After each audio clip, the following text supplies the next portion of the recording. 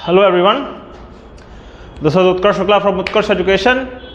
Hindi lecture for all exam series में आज का टॉपिक है शब्दों के विभिन्न प्रकार, जिससे कि एग्जाम में दो तरीके के क्वेश्चन, एक तो अशुद्धि छांटने में, दूसरा इन चार शब्दों में कौन सा शब्द अलग है उसे पता करने में, या तीसरा तद्भव का तत्सम पूछने में, देशज का आगत बनाने में। इस तरह से जो क्वेश्चन आते हैं उन सब के लिए जो थ्योरी का पोर्शन है वो आज आपको अच्छे से समझाया जाएगा।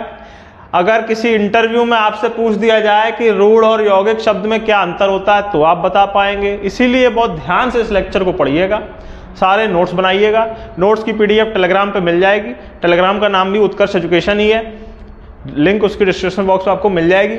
अगर मेरे लेक्चर से आपको कुछ समझ में आता है then please like my video and subscribe my YouTube channel. एक मिनट रुकिएगा, लाइट जला देना थोड़ा ये। चलो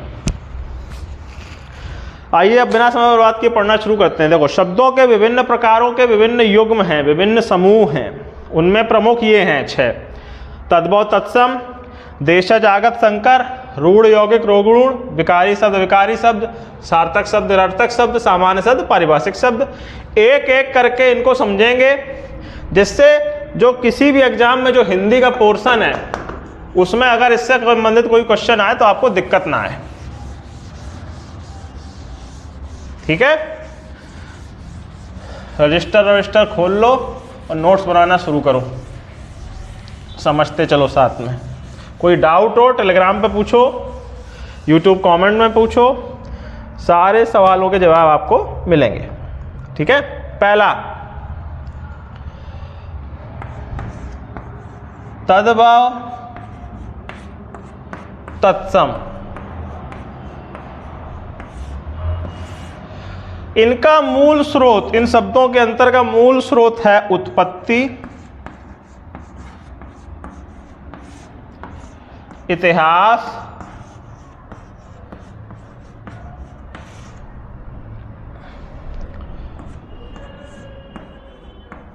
उद्गम के आधार पर। इनके आधार पर शब्दों को तद्भव या तत्सम में बांटा जाता है। तो अगर कोई पूछ दे कि उत्पत्ति के आधार पर शब्दों के प्रकार बताओ, तद्भव तत्सम। इतिहास के आधार पर शब्दों के प्रकार बताओ, तद्भव तत्सम। उद्गम के आधार पर शब्दों के प्रकार बताओ, तद्भव तत्सम। तो एक तो ये दिमाग में रखनी है चीज। ठीक है, अब आओ एक एक करके समझो। तत्सम क्या होता है पहले वो समझो। पहले तत्सम आया फिर तद्भव आया। लेट मी रिपीट, पहले तत्सम आया फिर तद्भव आया। तत् प्लस सम,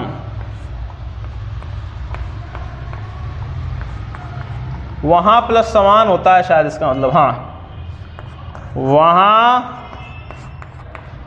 सम का मतलब समान।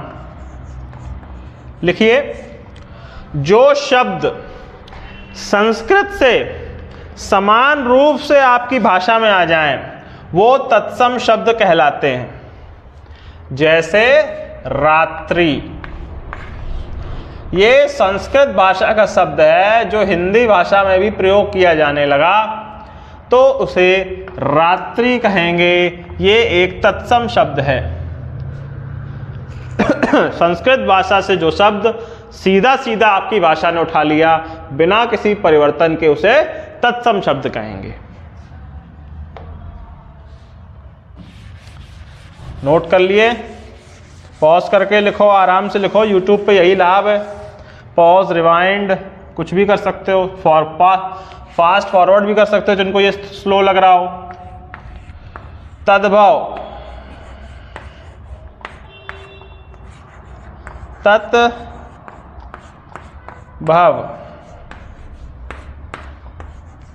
होना, वहां। वे शब्द जो आपकी भाषा में ही हैं, वो किसी अन्य भाषा से आए हों पर उनमें परिवर्तन हो गया हो आपकी भाषा के हिसाब से, तो उन्हें तद्भव शब्द कहा जाता है। जैसे रात। रात्रि को रात में हमने हिंदी भाषा में कन्वर्ट किया है तो इसे तद्भव कहा जाएगा। ये हिंदी भाषा का शब्द है जिसका मूल संस्कृत भाषा की रात्रि से आया है, पर हमने हिंदी भाषा में इसमें परिवर्तन किया है। इस तरह से अब ये शब्द केवल और केवल हिंदी भाषा में होगा, वहां होना।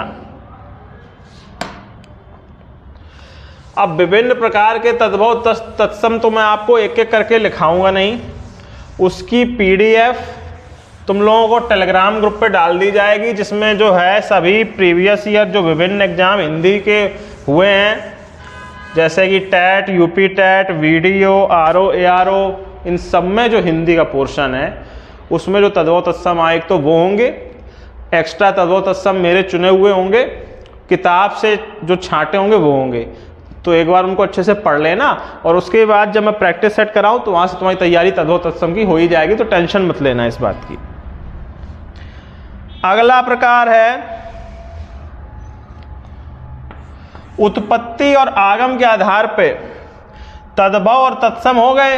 हाँ, दो और होते हैं, तीन और इसी प्रकार के होते हैं। देशज,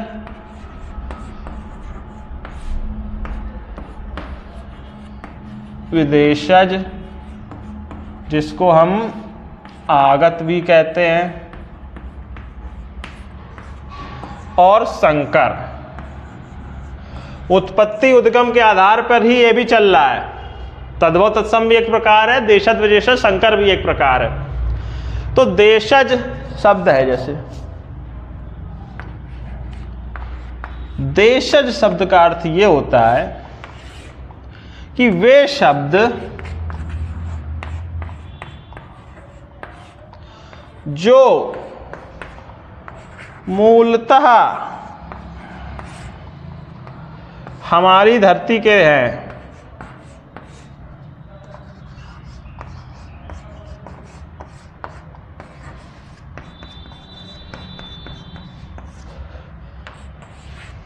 दूसरा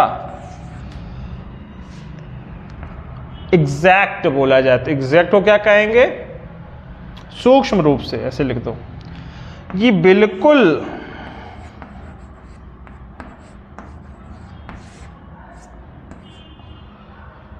सही उद्गम पता नहीं है, लेकिन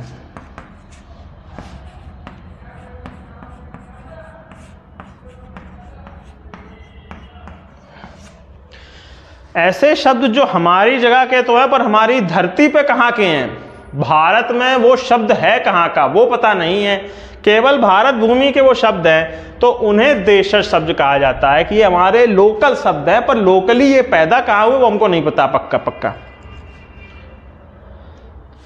तो उन्हें देशज कहते हैं। जैसे देशज शब्द के एग्जाम्पल पढ़ो,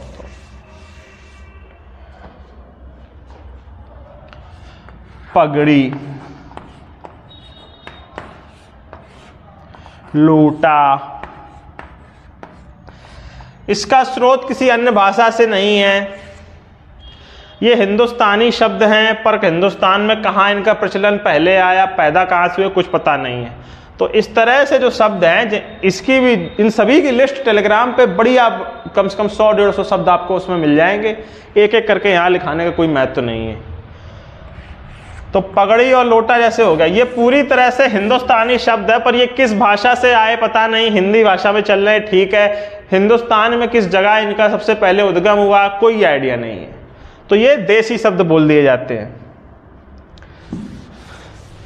अब जैसे दाल है, दाल चावल का जो प्रथा है, दाल चावल खाने की जो तरीके हैं, ये हिंदुस्तानी तरीका मान लो, पर हिंदुस्तान में सबसे पहले दाल चावल कहाँ खाया गया नहीं पता है, वी डोंट नो। अब आओ विदेशी या आगत।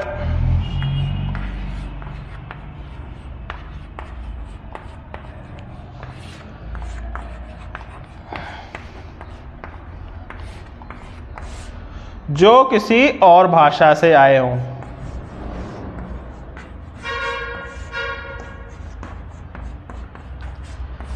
भाषा से आए हों,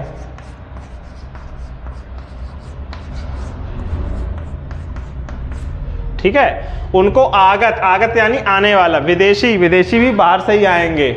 आतिथेय शब्द भी बोल सकते हो, अतिथि भी आता ही है ना, अतिथि शब्द,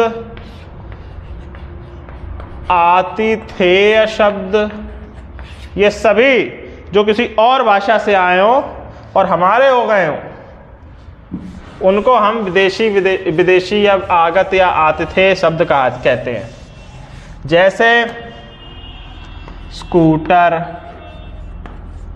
ये इंग्लिश भाषा का शब्द है, ये अंग्रेजी भाषा का शब्द है, ठीक है। कानून, कानून अरबी भाषा का शब्द है। विभिन्न भाषाओं से जो शब्द आए हैं उनकी लिस्ट भी मिल जाएगी आप सभी को। तो बस टेलीग्राम पे जुड़े रहो और यूट्यूब पे सब्सक्रिप्शन दो। गुरुदक्षिणा के नाम पे इतना ही मांग रहा हूं मैं। स्कूटर, कानून, ये इंग्लिश है, अरबी है, ठीक है। आदमी, आदमी फारसी है, ठीक है।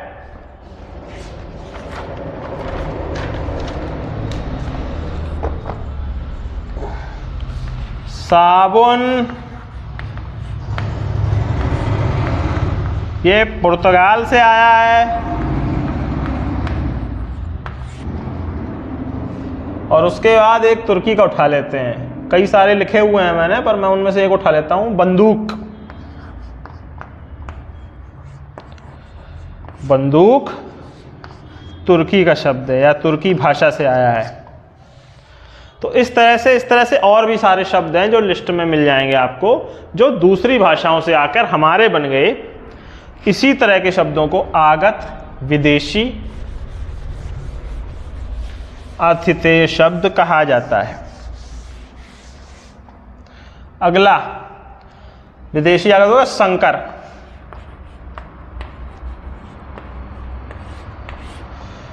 संकर का लॉजिक है कि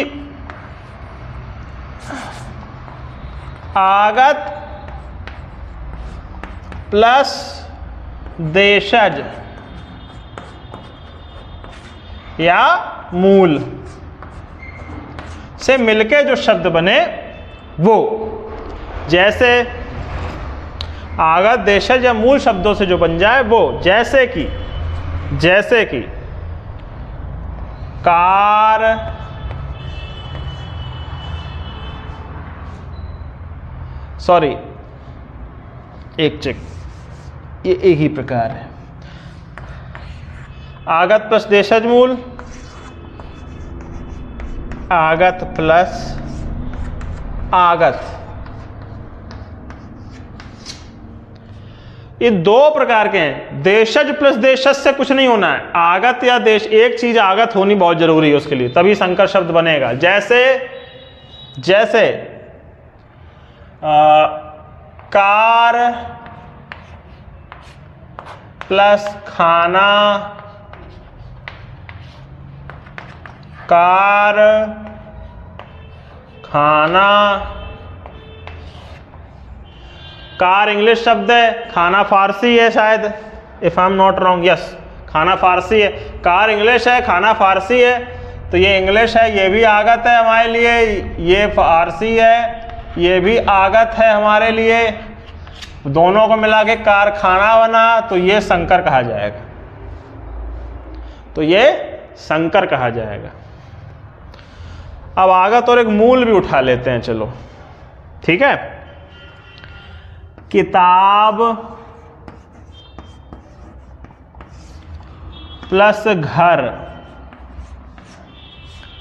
किताब, घर। किताब शब्द भी फारसी माना जाएगा, उर्दू भी बोल सकते हो, मिडिल ईस्ट की।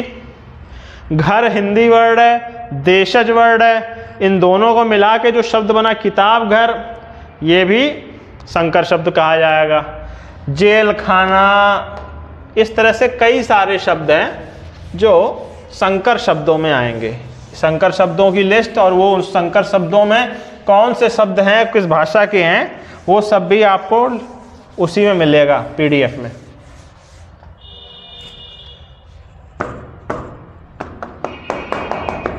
यहाँ ये ऐसे पूछ दिया जाता है कि किताब घर कौन सा शब्द है, आगत है, विदेशी है, क्या है, तो उसमें अपने को संकर लगाना है, तो ये बताना बहुत जरूरी है। अब आओ रचना, रचना को और क्या क्या कहते हैं, बनावट, और शुद्ध संस्कृत में क्या कहते हैं, व्युत्पत्ति।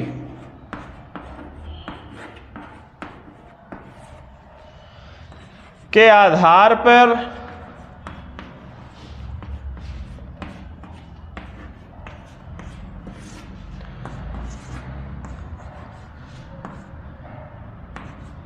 यौगिक, रूढ़, योग रूढ़, ठीक है।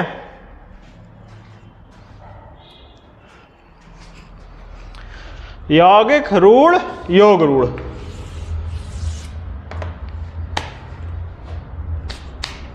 एक मिनट जरा हाथ पोंछ लें। यौगिक, रूढ़, योग रूढ़।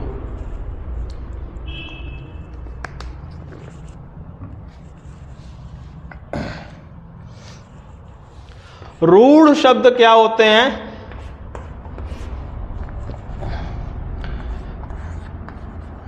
जिनके खंड ना हो, सार्थक खंड ना हो, जो विभाजित ना होते हो, जिनका विखंडन ना होता हो, जो बांटे नहीं जा सकते, जिस भी भाषा में समझ में आए लिख लेना। जैसे कि, जैसे पानी, नाला, ठीक है, नीला, ठीक है, जो भी शब्द आपको मानने हो, नाला, नीला, पानी, इनको बांट नहीं सकते कि ये किसी दो शब्दों से मिलके बने हो जिससे आपका शब्द बन रहा हो, ऐसा कुछ नहीं है। इनको बांट नहीं सकते आपस में, तो इनके खंड नहीं हो सकते, इसलिए इनको रूढ़ शब्द कहा जाएगा।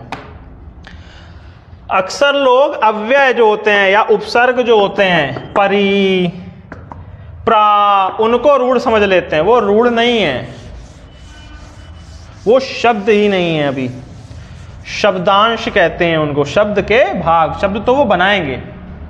रूढ़ शब्द समझ में आ गया।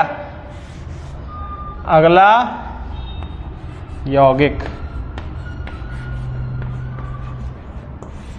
इसी में आएगा कि जिनके खंड हो सकें सार्थक, सार्थक खंड हो सकें, जिसके सार्थक खंड हो सकते हैं वो, जैसे पानी नीला था ना अभी, ठीक है, तो अभी मैं गंगा जल कर देता हूं। चलो, गंगा का पानी, तो ये शब्द में जल एक भाग है और गंगा एक भाग है, इसको मिला के जो है यौगिक शब्द एक बना है गंगा जल। तो इसके सार्थक खंड हो सकते हैं। सार्थक खंड होना बहुत जरूरी है। जैसे कि प्रयोग, प्राधन योग, ये सार्थक नहीं है। प्रा का कोई अपने आप में मतलब नहीं होता है, संस्कृत में भले ही, हिंदी में तो नहीं होता है, इसीलिए ये शब्द यौगिक नहीं माना जाएगा। इसके भी सार्थक खंड नहीं हो रहे हैं, तो ये भी रूढ़ शब्द में आएगा।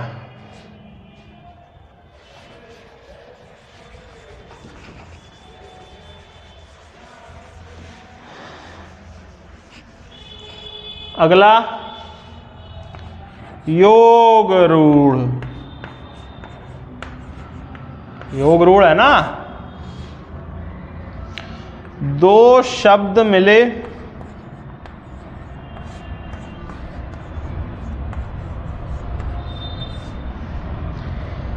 एक शब्द बना, ठीक है, उसका अर्थ और उसका अर्थ अलग है, बस ये याद रखो।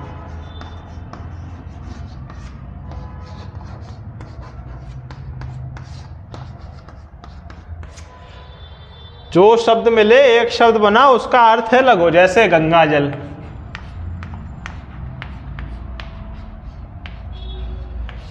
गंगा का जल, ठीक है। तो गंगा जल का अर्थ गंगा का जल है, तो गंगा और जल मिलके गंगा जल बन रहा है, तो क्या इसका अर्थ अलग है? नहीं है। तो ये योग रूढ़ होगा? नहीं होगा, ये यौगिक होगा। लेकिन अगर मैं गंगाधर कर दूं, गंगा प्लस धर या गंगा प्लस आधार, सामान्यतः आधार बोल दिया जाता है या धर बोल दिया जाता है, तो इसका अर्थ होगा गंगा को धारण करने वाला। देवादिदेव महादेव भगवान शिव की बात हो रही है। गंगाधर से गंगा और धर मिलके भगवान शिव का नाम बना रहे हैं। तो इस तरह से जो उसका अर्थ है भगवान शिव की ओर है, भगवान शिव की ओर है। किताब घर है, जैसे किताब घर, किताब का घर, तो कोई अर्थ अलग हुआ इससे? किताब प्लस घर नहीं, तो ये यौगिक होगा, योग रूढ़ नहीं होगा, ठीक है।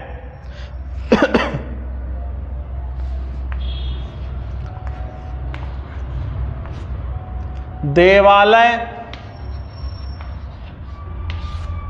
देवों का घर यानी मंदिर, तो इसका भी अर्थ कुछ अलग नहीं है। मंदिर को देवालय बोलते भी है ना, इसलिए। लेकिन अगर मैं देव भाषा कर दूं, देवों की भाषा यानी संस्कृत की बात हो रही है, तो ये अर्थ अलग हो गया। तो अब ये देव भाषा शब्द योग रूढ़ में आएगा, यौगिक में नहीं आएगा, क्योंकि इसका अर्थ जो है अलग हो गया है। इस तरह से आपको ये बात समझनी है। विभिन्न प्रकार के रूढ़, यौगिक, रोग रूढ़ भी पीडीएफ में आपको मिल जाएंगे, तो टेंशन मत लेना। अभी ये सब नोट करो और उस कॉन्सेप्ट को अच्छे से समझो।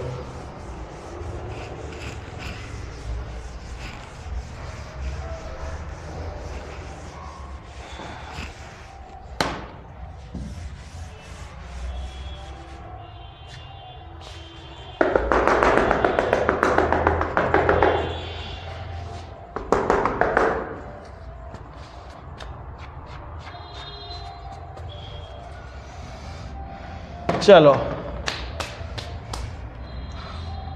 अब आओ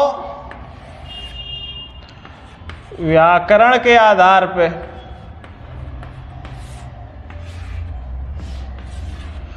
विकारी,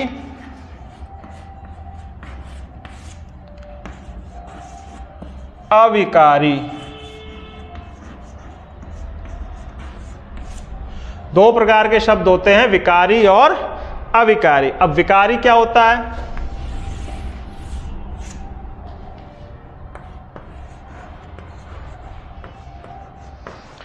विकारी शब्द का मतलब होता है, देखो पुल्लिंग, स्त्रीलिंग, संस्कृत में नपुंसक लिंग भी होता है।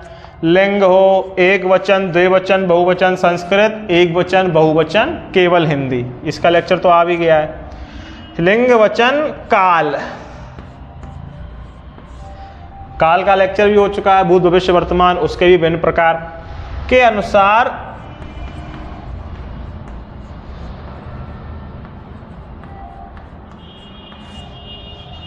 परिवर्तन हो जाए। परिवर्तन का मतलब विकार हो जाए, तो उन्हें विकारी कहा जाता है, तो उन्हें विकारी कहा जाता है। संज्ञा, सर्वनाम, क्रिया और विशेषण, इसके अंतर्गत ये 4 प्रकार के आते हैं। अब इन्हीं चारों पे लेक्चर आएंगे, इसीलिए मैं पहले इस शब्दों के प्रकार बता रहा था, क्योंकि अब शब्दों के प्रकारों में ही घुसना है आगे चल के। तो संज्ञा, सर्वनाम, क्रिया और विशेषण।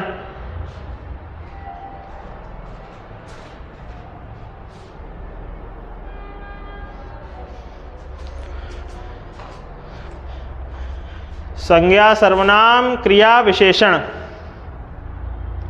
इतनी व्यवस्था चारों की होनी है। संज्ञा मतलब जैसे राम नहीं छोड़ दो, वो बोल देते हैं ना, बैल, बैलों, तो ये हुआ एक वचन द्विवचन। सर्वनाम मैं, वचन के हिसाब से हम,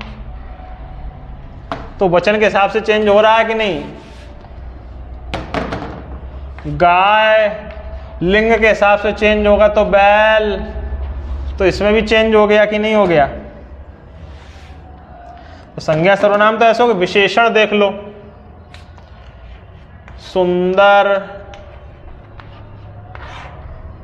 ठीक है।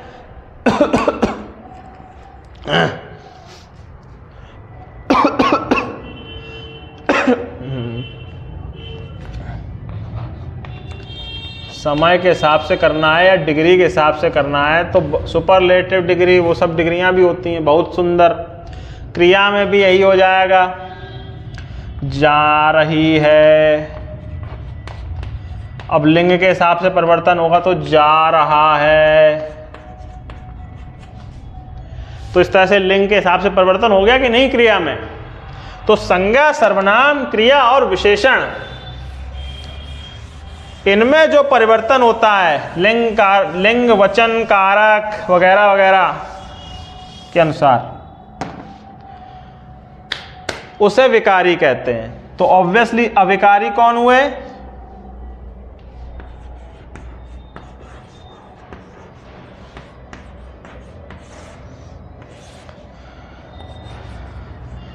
जिसमें लिंग नहीं, कारक नहीं, वचन नहीं, काल नहीं, वो शब्द जो इन सब में, जिसमें ये सब कुछ ना हो, उसे अविकारी कहा जाता है। जैसे क्रिया विशेषण, क्रिया विशेषण धीरे धीरे जैसे है, तो कोई भी प्रक्रिया हो, कोई भी काल हो, कोई भी कारक हो, धीरे धीरे जैसे जो शब्द है ये तो चेंज नहीं होगा ना, तो क्रिया विशेषण आएगा।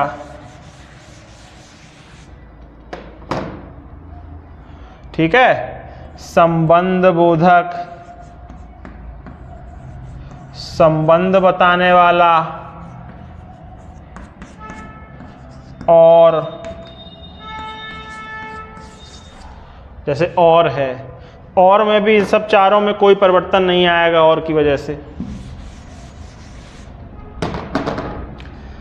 समुच्चय बोधक,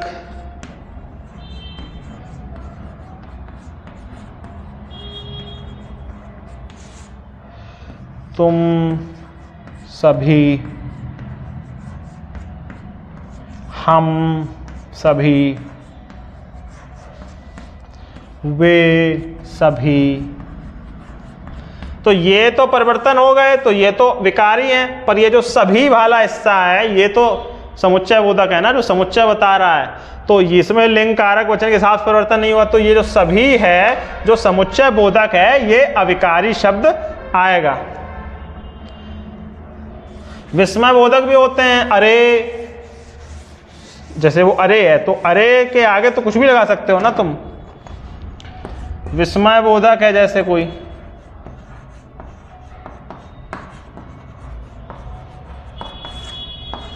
अरे, तो अरे राम, सीता,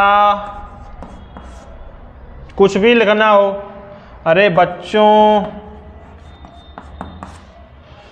तो कुछ भी होगा, तो ये तो चेंज नहीं हो रहा है ना, तो ये भी अविकारी ही होगा।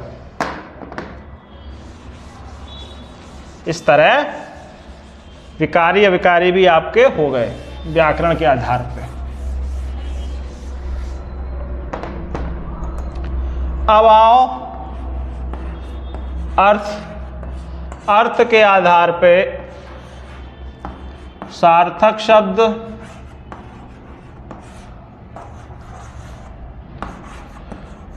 निरर्थक शब्द। सार्थक और निरर्थक, जिनका अर्थ हो कोई अर्थ हो वे सार्थक, ना हो निरर्थक। खाना, इसका अर्थ है भोजन, जो से हम खाते हैं। खाना वाना,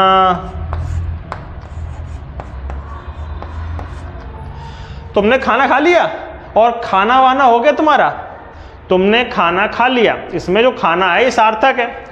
तुम्हारा खाना वाना हो गया कि नहीं हो गया, तो वाना जो शब्द है इसका खुद का तो कोई अर्थ है नहीं, तो ये निरर्थक शब्द कहा जाएगा, ये निरर्थक शब्द कहा जाएगा।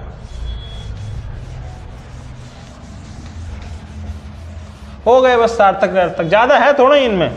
इनके नाम का प्रैक्टिस करना बहुत जरूरी है कि निम्न में से कौन सा सार्थक है कौन सा निरर्थक है, तो वो प्रैक्टिस पे होगा। तो उसके लिए तो प्रैक्टिस करनी, हम करवाएंगे भी, आप भी करते रहिए। थ्योरी इसलिए जरूरी है कि प्रैक्टिस करते समय गलतियां कम से कम हो, रिवीजन कम करना पड़े आपको, रटना तो बिल्कुल ही ना पड़े। ये सब रट नहीं पाओगे, तुमको मैं 1 लाख शब्द दे दूं फिर कैसे रटोगे उन सबको कि कौन सा सार्थक है कौन सा क्या है। और आखिरी है प्रयोग के आधार पे।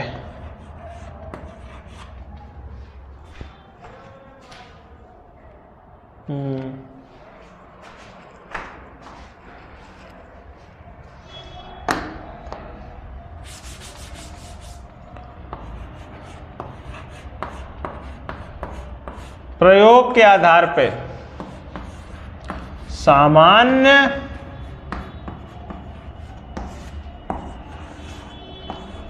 पारिभाषिक।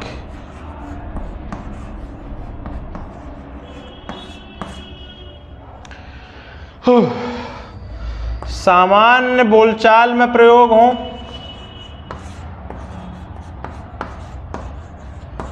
सामान्य बोलचाल के शब्द, और जो औपचारिकता या जो औपचारिक लेखन में प्रयोग हो, वो चिट्ठी, पत्र, अनुरोध पत्र,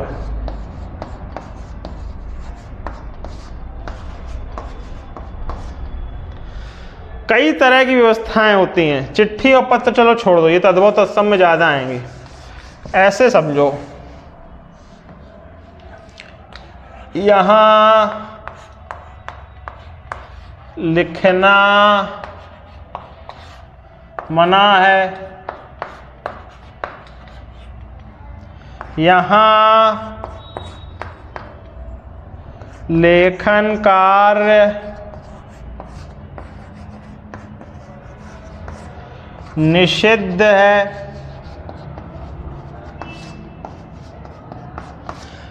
जब सामान्य लोगों को समझाना होता है कहीं पे, तो जनरली हम इन शब्दों का प्रयोग करते हैं क्योंकि सामान्य लोग वो करते हैं।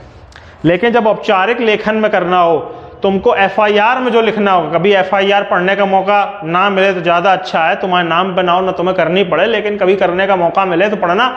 उसमें जो भाषा होती है वो इसी तरह से होती है। यहाँ लिखना मना है, यहाँ लेखन कार्य निषिद्ध है। तो ये जो अंतर है ये है प्रयोग के आधार पे कि हम सामान्य शब्दों का प्रयोग करेंगे या औपचारिक शब्दों का या पारिभाषिक शब्दों का, जो भी आपको कहना हो। इस तरह से आज के लेक्चर में शब्दों के जो प्रकार होते हैं उससे थ्योरी संबंधित है, वो मैंने आपको पढ़ाई। इन सभी शब्दों से संबंधित पीडीएफ जो हैं, जिसमें इन शब्दों की लिस्ट दी हुई होगी, आपको टेलीग्राम पे मिल जाएगी। Please join my Telegram. वो पीडीएफ फ्री होगी, तो आपको ज़्यादा तो उसके पैसे भी नहीं देने हैं। So please join my Telegram and subscribe my YouTube channel to support me. Thank you very much. जय हिंद।